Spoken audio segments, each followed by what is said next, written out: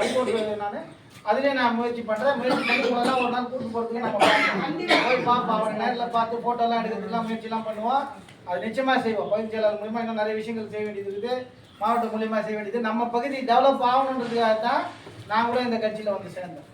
ஏன்னா திமுகவும் ஏடிஎம்கேவும் நமக்கு எதுவும் செய்யவில்லை, நம்ம ஏமாற்றினுங்கிறாங்க. உங்களுக்குலாம் எவ்வளோ சம்பளம் தராங்க?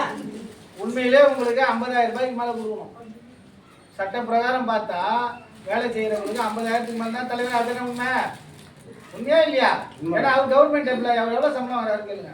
உங்களுக்குலாம் 50,000 ரூபாய்க்கு மேலே சம்பளம் கொடுக்கணும். ஆனால் கான்ட்ராக்டுன்ற முறையில் போட்டு ஏமாற்றி உங்களுக்கு வெறும் 15,000 20,000 50 20,000 சார் 60,000 வரணும் உங்களுக்கு சம்பளம். கான்ட்ராக்டுக்காரங்க இருக்குன்னு உங்களுக்கு கம்மியாக கொடுக்குறாங்க. So what ever it is, இது வந்து நீங்கள் வந்து விஜய் எல்லாம் வந்தாருன்னா உங்களை பர்மனெண்ட் ஆகிறதுக்குலாம் நாங்கள் வந்து பரிசீலனை பண்ணலாம். அது மாதிரி விஷயங்கள் இருக்குது. அப்படிலாம் இருந்தால் உங்களுடைய வாழ்க்கை முறையே மாறிடும். அதுக்கான வேலைகள்லாம் நடக்கலாம். புரிஞ்சா நான் சொல்றது? பொய்யான விஷயம் இல்லை, உண்மையான விஷயம். யாரோ சாப்பிட்டு போட்டு மக்களுக்கு போட்டுமே அவருடைய தாட்டை தானே.